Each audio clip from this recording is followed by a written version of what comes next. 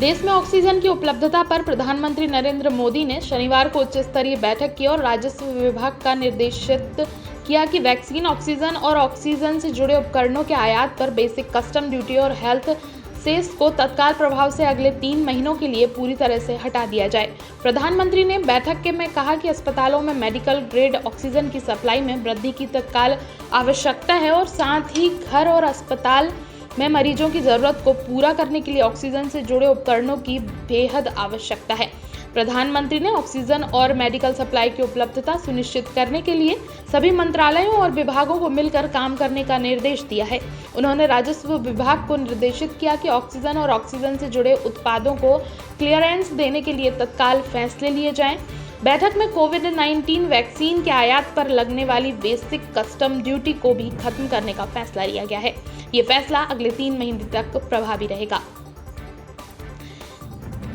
देश में कोरोना ने हाहाकार मचा दिया है। हर रोज मौत और नए संक्रमित मिलने के आंकड़े रिकॉर्ड तोड़ रहे हैं। महाराष्ट्र, छत्तीसगढ़ के बाद उत्तर प्रदेश, दिल्ली का भी बुरा हाल है।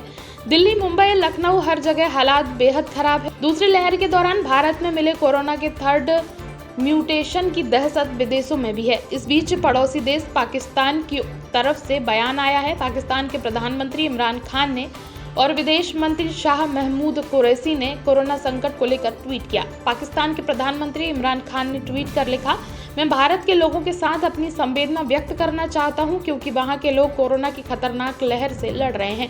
इस महामारी से पीड़ित हमारे पड़ोसी और दुनिया भर के लोगों के लिए हम प्रार्थना करते हैं कि वे जल्द स्वस्थ हो। हमें मानवता के साथ मिलकर इस वैश्विक चुनौती से लड़ना होगा। क्रिकेट जगत के भगवान कहे जाने वाले मास्टर ब्लास्टर सचिन तेंदुलकर आज अपना 48वां जन्मदिन मना रहे हैं। कोरोना महामारी होने के कारण इस साल सचिन अपने जन्मदिन पर कोई बड़ा सेलिब्रेशन ना करते हुए अपने परिवार के साथ ही अपना जन्मदिन मनाएंगे। सचिन के जन्मदिन पर उन्हें क्रिकेट जगत से ढेरों बधाइयां मिल रही हैं, पर क्रिकेटर युवराज की बधाई दिल को छू लेने वाली है। मास्टर ब्लास्टर सचिन तेंदुलकर के जन्मदिन के मौके पर भारतीय टीम के पूर्व खिलाड़ी युवराज सिंह ने तेंदुलकर के लिए एक खास वीडियो शेयर किया है। बेहद ही भावुक कर देने वाले इस वीडियो में सचिन के बचपन की एक तस्वीर से वीडियो शुरू होता है। इस वीडियो में सचिन और युवराज के एक साथ के कई फोटोज नजर आ रहे हैं। भारतीय सिनेमा जगत के मशहूर एक्टर ललित बहल का कोरोना से निधन हो गया है। वह कोरोना महामारी से संक्रमित थे। ललित बहल के निधन की जानकारी उनके बेटे कानू बहल ने ट्वीट कर दी है। ललित बहल तितली, मुक्ति भवन जैसी फिल्म में काम कर चुके हैं। उनके बेटे कानू बहल के अनुसार वो दिल की बीमारी से जूझ रहे थे। इसके बाद उन्हें कोरोना के संक्रमण ने जकड़ लिया था। उनके फेफड़े में संक्रमण फैल गया था। बता दें कि ललित बहल ने दूरदर्शन की कई फिल्मों जैसे तपिश, सुनहरी जिल्द में काम कर चुके हैं। उन्होंने अपने करियर की शुरुआत टीवी शो अफसाने से की थी।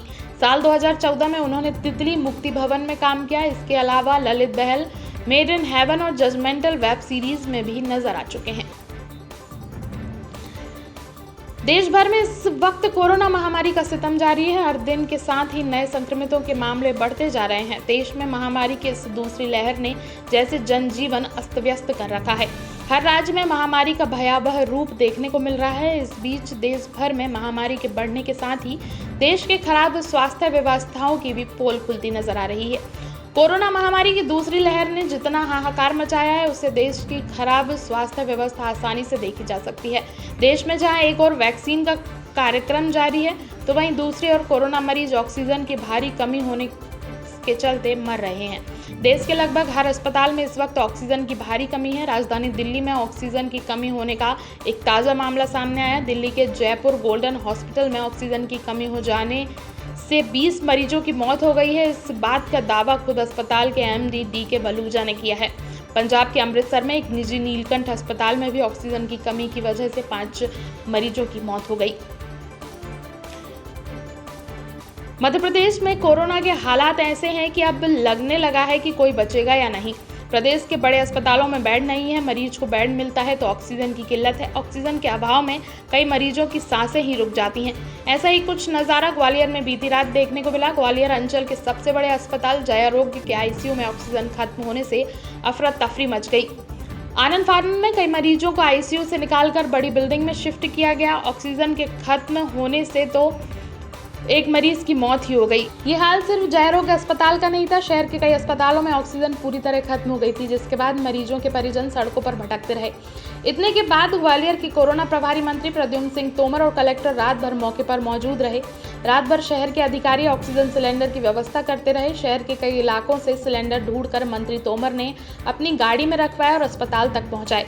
बताया जा रहा है कि ग्वालियर में कुछ ही घंटे की ऑक्सीजन बची है। शहर के दर्जनों अस्पतालों में ऑक्सीजन खत्म हो रही है। सरकार के मंत्री और विपक्ष के विधायक भी शहर के अलग अलग अस्पतालों में पहुंचकर ऑक्सीजन की व्यवस्था करवा रहे हैं।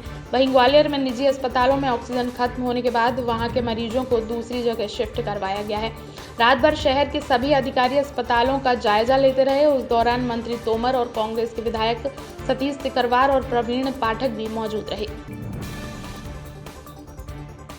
गुजरात के उप मुख्यमंत्री नितिन पटेल कोरोना पॉजिटिव पाए गए हैं। नितिन पटेल ने खुद ट्वीट कर कोरोना पॉजिटिव पाए जाने की जानकारी दी है।